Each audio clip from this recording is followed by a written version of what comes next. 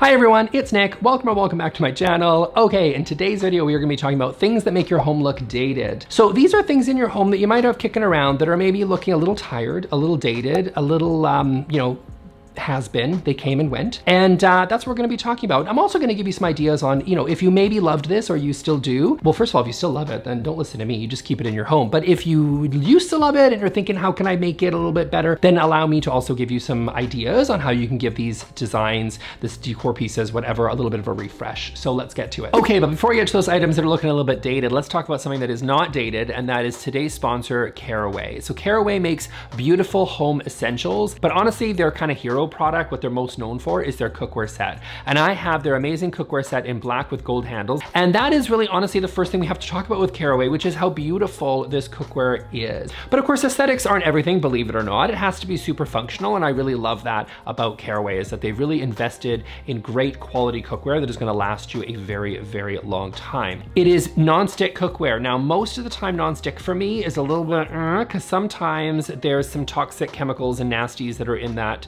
non-stick. And I love the convenience of non-stick compared to like cast iron or stainless. I don't want to sacrifice my health in order to have a really convenient product. But with Caraway, you don't have to, because their non-stick is safe and free of any sort of toxic chemicals. So to check out Caraway, you can click on the link that I have in the description, and they also are having a huge sale on right now. It's kind of their annual once-a-year event. So do not miss that opportunity to check out Caraway. Link is in the description. Now let's get back to those other dated items. Okay, first up is going to be the Tuscan Kitchen. So the Tuscan Kitchen was everywhere in the early 2000s, right? It was all over the place. I blame Diane Lane with that movie, right? Under the Tuscan Sun. Like, that just made everybody apparently want to go live in an Olive Garden, which is what basically everybody did in the early 2000s. We're talking heavy brown cabinetry. We're talking really dark brown granite countertops. And we're talking a giant, massive statement hood fan, which I love a statement fan. I'm not saying I don't love a statement hood fan. I really do. But these were like monstrous and extremely detailed. And you know what? This whole style just felt a little bit locked into a certain period of time. I would say this very much felt to me like an Americanized version of what Tuscany is actually like. And I think that ultimately made it feel a little bit dated. It was almost on the verge of feeling like a little bit like a theme, right? Like it almost was a caricature of what people thought Tuscany was like. And I think that's what ultimately probably was its undoing, is it really felt inauthentic, because it was like, ma'am, you live in Calgary. You don't live in Tuscany. That's nowhere near. Also, I find that this style really lent itself to some cheesy elements, if I'm being quite honest, that were just a little bit trying to sort of recreate something that it wasn't. So we're talking, wine racks that had grape leaves kind of all over them, like those, those iron wine racks that were really super, super popular. We're talking everything with ivy and grapes and sort of wine motifs all over the kitchen. That was a little bit much. We're also talking about like kind of my personal favorite, which is the sort of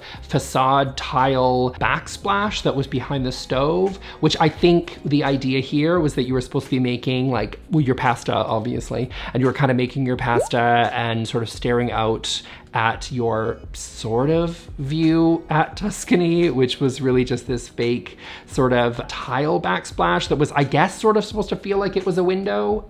If you really use your imagination, those sorts of things, oof, those feel a little bit cheesy, and they definitely feel locked into a specific period of time, and they're looking super dated right now. Now, if you love some of this style, here's some ideas. So the style reads for me really heavy, and it's very warm, and that's great, because the warm palette is awesome. Browns are definitely back, so you're kind of good there. But I would say this style in particular, it does feel a little heavy because everything is very dark and very brown and very detailed. So I would look for ways to sort of balance out that style and have things that are maybe a little bit lighter, a little bit fresher, and maybe a little bit more simple in some ways, rather than sort of the intricate detail that we saw all over everything in this sort of Tuscan style kitchen. I would also, of course, recommend, as I usually do, to remove most of kind of the cheesy Italian words, that maybe that backsplash facade thing needs to probably go. Some of those like grape leaves, whatever, probably maybe a little bit tired and probably need to be kind of retired and replaced with something that's a little bit more updated, maybe a little bit more simple, and still lends itself to that style if that's what you really love. So maybe, you know, use that same same material, but just in a little bit more of an updated way that doesn't leave so heavy on the Tuscan vibes. Okay, next up is going to be the pork chop countertop, which is fun to say, but not necessarily fun to look at. So the pork chop countertop, what is that? That is you're gonna know when you see it. It is the pork chop shape countertop that the builders love to put in bathrooms. I think they still do, but they definitely did in the 2000s and even into the 2010s. And these are looking very dated because they're just that builder basic, boring, and you know, they're just really not awesome. And they're usually also paired, by the way, with the other builder classic, which is the full length mirror in the bathroom. Those two always went together. And honestly, both of them are a little bit dated and tired and probably need to go. I think the original intention behind this was, first of all, it was really cheap and easy because again, the full length mirror, you just throw some glue on, there's your mirror and you're good to go. And then the pork chop countertop sort of was able to kind of cover the full length of that mirror. So that's kind of the main reason. But I think the other reason the pork chop was an idea that people had was that it sort of maybe covered up some of the toilet. My answer to that is just get a better toilet. Like, I don't think you really need to cover up the toilet. And honestly, they didn't really do a very good job of covering up much of the toilet. So I don't really get what the point of that was, but that's apparently one of the reasons why people keep the pork chop, or why some people are renovating but keeping the pork chop style, is to sort of cover up a piece of the toilet. Listen, a toilet is a toilet, okay? It's not the most attractive thing, but we all need it. And such is life. So I would say get a better toilet would be the better option. So what is a good toilet? What is a nice looking toilet, you ask? Well, there is no nice looking toilet, but I would say stick to white. I don't really love the worm. So like if you want to go for something with like a flat sort of side, I think that's a better option just because it looks a little bit cleaner and a little bit less kind of wormy. And it's not really a thing to say wormy, but you know what I mean. I would also say if it's cracked or discolored or anything like that, it probably needs to be changed out. I would say that's a pretty good idea. And then I would just go for, you know, a simple basic toilet and you're probably good enough there. But the pork chop's not really covering anything, and I wouldn't really kind of think that that's a really great option to cover your toilet. It's not doing you any favors. Now, of course, if you're in a position where you can't change out the pork chop, my advice there is just to keep that sort of clear and clutter-free, just to kind of minimize the effect of that pork chop countertop if you can. So I would say, you know, don't try to style it with like some dusty old bowl of potpourri or like some sad, lonely shoot of bamboo or something. Like, just not doing it for you. Just keep that area clean, clutter-free, and you know, if you ever have the option of changing it out, I would strongly consider it. Okay, next on my list is gonna be tile borders. So I went after wallpaper borders in one of my last videos, but I would say the tile border is also challenging. Now, I wanna be clear, when I say tile borders, I'm talking about those random borders that usually sort of mix up and zhuzh up a kind of really boring tile. Could be kitchen backsplash, could be in a shower, could be in an alcove bathtub, something like that. And oftentimes what people do is they choose really boring, just gonna say it, really boring tile, and then they go like, oh, this is really boring and safe. Maybe I'll like zhuzh it up a little bit. Maybe I'll throw in some really interesting glass tile, or I'll throw in the same subway tile, but maybe this has got like a floral pattern on it or something. Ooh, that's not really, I think, really what's going to save a boring tile. I think you're better off choosing a tile that you actually like and just run it up the whole backsplash, run it up the whole shower, and just be done with it. Because these borders, they were really popular once upon a time, and I just don't think that they are popular anymore for good reason. So I would consider not breaking up your backsplash and instead just choose better tile, and then you don't really have to break it up with an interesting sort of border tile. Now, I will say there are edge tiles that I actually think are quite nice, and these basically serve the function of separating tile from more tile, tile from paint, tile from wallpaper. They basically are better integrated with the rest of the design of the space. So maybe it's part of the same color palette, whatever, and it really serves as a transition between two different materials. I think those can actually be really cool, and those are not really what I'm talking about. I'm talking about just having a plain old flat tile and then throwing a border tile in there just to mix it up. That's really what I'm talking about here. But edge tiles can actually be really cool and serve as an interesting transition between two different materials. So definitely consider that if that's something that you're looking at. Okay, next up on my list is gonna be the all gray everything. Oh, okay, this is officially dated. Like, it's officially tired. This was super popular in the mid 2000s, about 2014, 2017, 2017-ish, this was the popular neutral of choice, was the all gray everything. Now, let me be clear, gray itself can be warm. It can also be cool, and that's because gray is really just a mix of black and white, and it will have undertones of different colors that are in it. So you could have warm grays, you could have grays with different greens, you could have grays with sort of a red or a pinkish undertone to it. The ones that I think were really popular was gray with blue undertones or sort of silvery kind of blue undertones, and they leaned a little bit cool. And those also, by the way, are not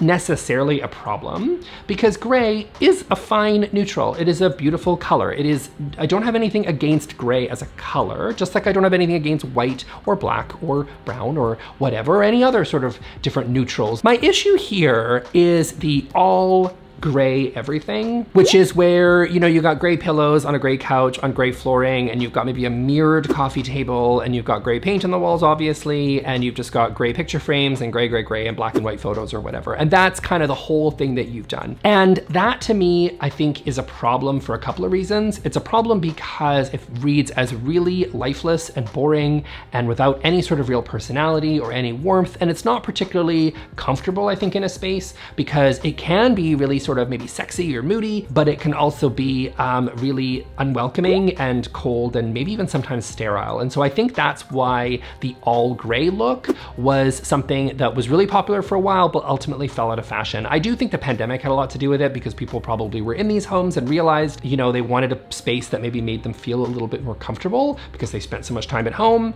and the all gray everything just wasn't doing that for them. So the second issue that I have with sort of the all gray everything is flooring. So here in North America, for the last 20 years or so, engineered hardwood or luxury vinyl plank or whatever have been very, very popular, but some sort of wood or wood effect has been very, very common to put into your main living space. And if that's gonna be gray, that's problematic because wood or wood effect, which is mimicking wood, is not really generally a cool toned material. It's gonna have yellow, orange, or red undertones, typically in hardwood. And so when you have gray, it's largely going to feel very washed out, very gray washed, and that's gonna ruin some of the natural beauty that you're gonna get from natural wood. So what would I recommend? Well, if you have an all gray space, you know, I would just consider adding a little bit more color. You can still use gray. Gray isn't necessarily a bad color or even a bad neutral. So what do you do if you have an all gray space right now, and rather than rip everything out and just kind of going for all beige because that's like the new thing, what do?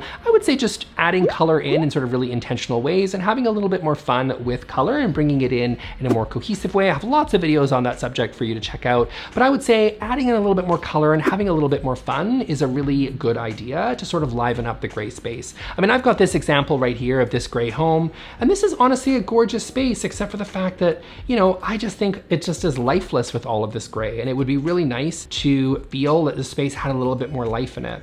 Now, if you do have the gray flooring and you're wondering, okay, well, what do I do to sort of warm it up? I mean, here's a space here, and I'm not saying I absolutely love this space, to be honest with you, but I would say that the addition of the wood chairs and the wood table, I would say it's doing a pretty good job of adding a little bit of life to an otherwise very sort of cold and maybe lifeless space. Okay, next up on things that make your home look dated is going to be gigantic entertainment centers.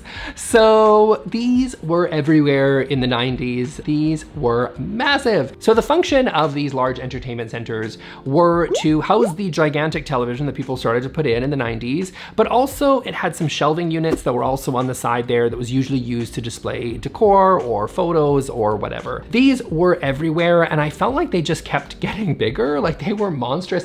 And it makes sense because, you know, electronics were bulkier and bigger back then, but you know, when I look at some of these photos, my gosh, they didn't need to be this big. So if you have one of these gigantic entertainment centers, I would consider, I mean, I don't know how you'd get rid of it, to be honest with you, because like, could you imagine moving with one of these? Like, what do? Like, do you break it up into pieces? Do you just say like, if you buy my house, you get to keep the entertainment center? Because I'm not taking it. So, I mean, I would consider, if you have one of these, to maybe think about not having one of these.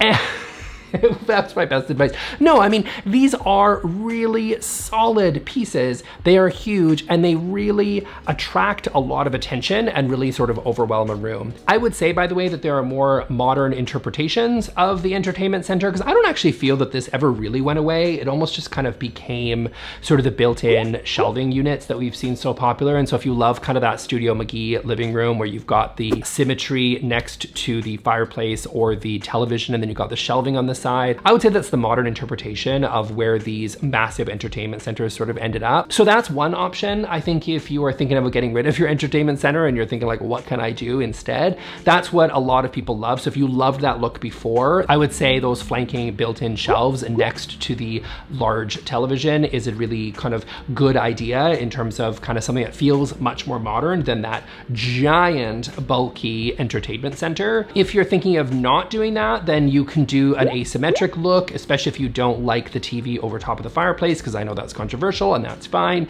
Doing an asymmetric look can be really cool. Going with just a media console can be kind of neat as well, especially if you're in a smaller space. Like that's what I've done here. I just have a media console rather than having kind of flanking bookshelves next to them or something. So that can be really cool. So there's lots of different things you can do. You can also, of course, choose not to have a television at all if you're that person, in which case, great. Good for you. I like TV, so I like having a television, and I don't think it's incredibly practical for a lot of people to completely get rid of their television. But those where I would say there's some options that you have to get rid of that entertainment center and consider those other things that might be a little bit more modern. And some of them are just modern interpretations of that entertainment center sort of idea in the first place that was so popular in the 90s and early 2000s. But you can also choose to get away from that completely and go for something a little bit more contemporary, which is going to be a lot slimmer and a lot less shelving and a lot less decor, especially if you're a little bit more of a minimalist. So that's it for me for today, guys. I hope you really enjoyed this video. I'm going to link here to my part 2 of things to make your home look dated. If you really enjoyed this video, you might like this one for last year, where I also made fun of some stuff that's looking pretty dated.